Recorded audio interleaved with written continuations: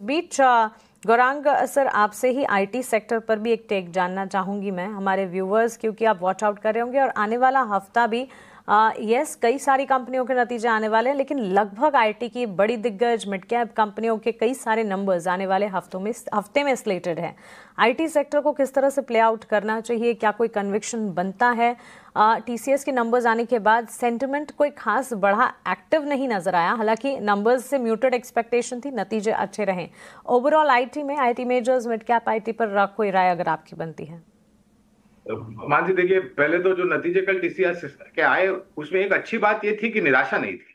ये सबसे अच्छी बात थी, और थोड़े बहुत सकारात्मक आंकड़े कुछ एक दो जगह पर आते हुए देखे। नजरिया 1.5 साल का रखे। ये 1.5 साल का नजरिया इसलिए मैं कह रहा हूँ मानसी, क्योंकि जो भी परिवर्तन हो रहा है आईटी क्षेत्र में, चाहे वो जेन एआई हो, एआई हो, या फिर डिजिटल टर्न अराउंड या फिर ट्रांसफॉर्मेशन हो, इसको लेकर के थोड़ा समय लगेगा।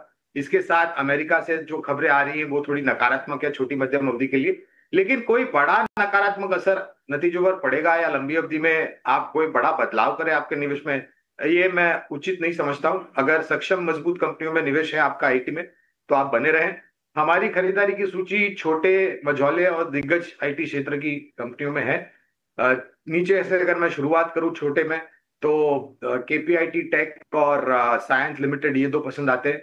मझौली कंपनियों में एलटीआई, माइंट्री, एल&टी टेक्नोलॉजीज और कोफोर्ज।